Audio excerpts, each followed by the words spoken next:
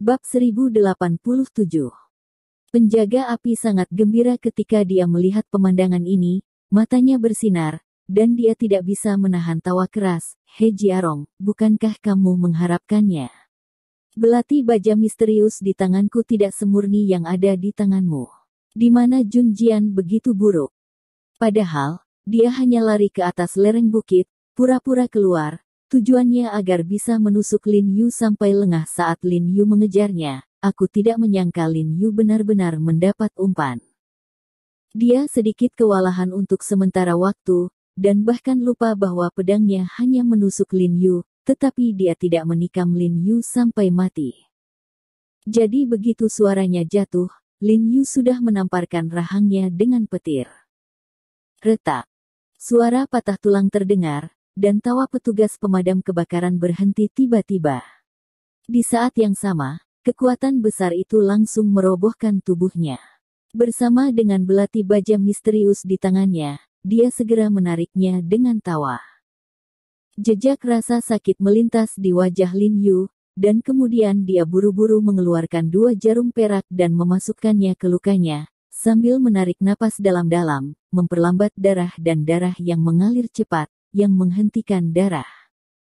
Dia menatap lukanya dengan ekspresi terkejut. Dia tidak menyangka bahwa dia masih tidak bisa menahan pisau tajam seperti Xuan Gang ketika dia begitu keras dan murni untuk berlatih. Dapat dilihat bahwa panasnya jauh dari cukup. Ini berarti penjaga api yang lebih lemah darinya tidak bisa menikamnya sampai mati. Jika dia digantikan oleh seseorang yang memiliki kekuatan serupa, atau lebih kuat darinya, maka dia mungkin telah ditikam sampai mati oleh pisau ini. Lin Yu mengertakkan gigi dan berpikir pada dirinya sendiri bahwa dia masih harus bekerja keras untuk meningkatkan pelatihannya. Jika tidak, dia mungkin akan dipukuli sampai mati oleh orang lain jika dia bertemu dengan Wan Xiu yang kuat suatu hari nanti. Setelah dipukul oleh telapak tangan Lin Yu, penjaga kebakaran terbang dengan keras, dan jatuh langsung di atas fondasi beton di bawah lereng bukit tidak jauh di belakang. Kemudian dia terpental kembali dan berguling di tanah beberapa kali sebelum berhenti. Begitu dia mengangkat kepalanya, seluruh rahang bawahnya sudah menggantung dengan lembut, dan dia bahkan tidak bisa menutup mulutnya, dan darah di mulutnya berdeguk tak terkendali, menunjukkan bahwa seluruh rahangnya terkena telapak tangan Lin Yu. Menghancurkan. Wolulu. Penjaga kebakaran menggelengkan kepalanya yang pusing dengan tergesa-gesa, mencoba membuka mulutnya untuk berbicara, tetapi ternyata seluruh rahangnya tidak terkendali. Ekspresinya berubah tiba-tiba, jejak kepanikan melintas di matanya, dan kemudian dia buru-buru mengulurkan tangan dan menyeka dagunya. Melihat seluruh dagunya runtuh, matanya tiba-tiba berkedip dengan sedikit rasa sakit, dan dia menatap Lin Yu dengan kebencian yang tak tertandingi. Ada geraman teredam di tenggorokannya, dan tubuhnya terbanting, meraih belati di tangannya dan bergegas menuju Lin Yu. Ekspresi Lin Yu dingin, pedang Jun murni di tangannya bergetar, dan dia bergegas menuju penjaga api, tanpa ada reservasi dari kekuatannya, dan pergi keluar untuk menyerang penjaga api. Karena dia merasa waktu telah ditunda cukup lama, dia ingin melakukan pertarungan cepat dan menyingkirkan penjaga api secepatnya, tetapi tujuan sebenarnya adalah Rong Hesu. Namun, saat ini, penjaga itu seperti binatang yang terperangkap di dalam sangkar, dan hampir menggunakan potensi penuhnya, jadi dia juga memiliki kekuatan pertempuran, dan belati di tangannya terbuat dari suangang. Meskipun melawan pedang Jun murni milik Sang Lin Yu, percikan api yang telah dipukul ada di mana-mana, tetapi mereka bisa menahannya untuk sementara waktu. Tapi dia sudah berada di akhir pertempuran saat ini, hanya mengandalkan jejak keinginan terakhir untuk mendukung. Kekalahan itu hanya masalah waktu.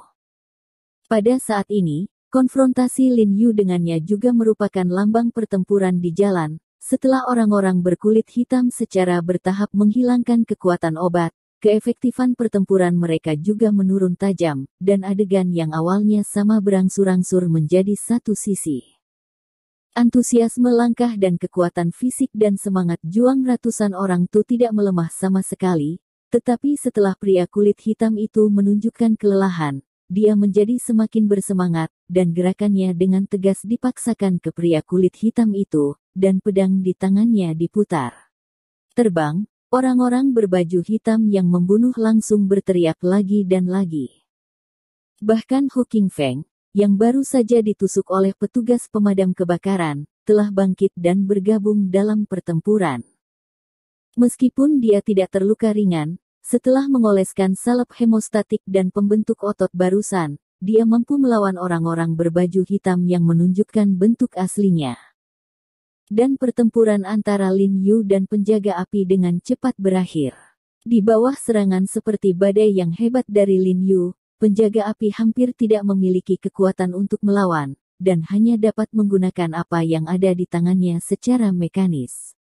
Belati itu memblokir serangan Lin Yu, dan kekuatan fisiknya secara bertahap melemah. Ketika dia mundur, dia terhuyung dan duduk di tanah beberapa kali. Lin Yu mengerutkan kening dan melihat kesempatan, pedang di tangannya membalik dan menusuk, dan menghantam bahu penjaga yang terbuka, langsung menghancurkan tulang belikat penjaga, dan menembus seluruh bahu penjaga. Apa? Penjaga kebakaran meratap dengan suara serak di tenggorokan, dan suaranya lemah, dan bahkan ratapan tidak memiliki banyak kekuatan.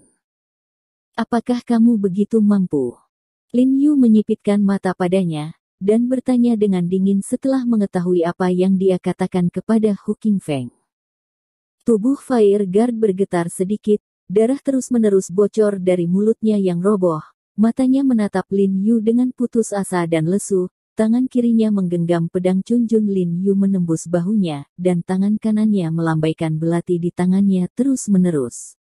Dia menikam dan membelai tubuh Lin Yu, tetapi tubuh Lin Yu selalu menjaga jarak tertentu dari tangannya, dan dia tidak bisa menyentuh Lin Yu tidak peduli bagaimana dia mengayunkan tusukan. Kubilang, biarkan kau memanggil keluargamu selamat tinggal. Lin Yu berkata dengan suara dingin. Tapi kamu tidak mendengarkan, jadi kamu harus menyesalinya sekarang. Sayangnya, semuanya sudah terlambat. Begitu kata-kata itu jatuh, tangan kiri Lin Yu meraih dan bergegas, meraih pergelangan tangan kanan penjaga kebakaran yang ditusuk dengan belati, dan kemudian menggunakan kekuatan penjaga api untuk menebasnya. Dia memutar ke arah yang berlawanan. Retak.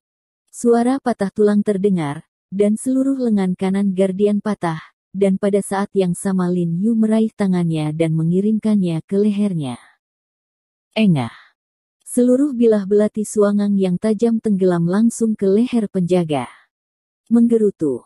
Mata Fire Guard tiba-tiba melebar, darah di mulutnya mengalir keluar, tangan kirinya meraih pergelangan tangan Lin Yu yang memegang pisau, lalu kepalanya miring dan nafasnya menghilang. Lin Yu membanting pedang Chunjun di tangannya keluar, dan tubuh Guardian jatuh ke tanah dengan bunyi gedebuk. Mulut terbuka dan mata terbuka masih belum tertutup. Tampaknya itu yang disebut mata mati. Lin Yu menatapnya dengan dingin, tanpa simpati sedikit pun di matanya. Dia tahu bahwa jika dia dikalahkan, nasibnya mungkin lebih buruk daripada penjaga api.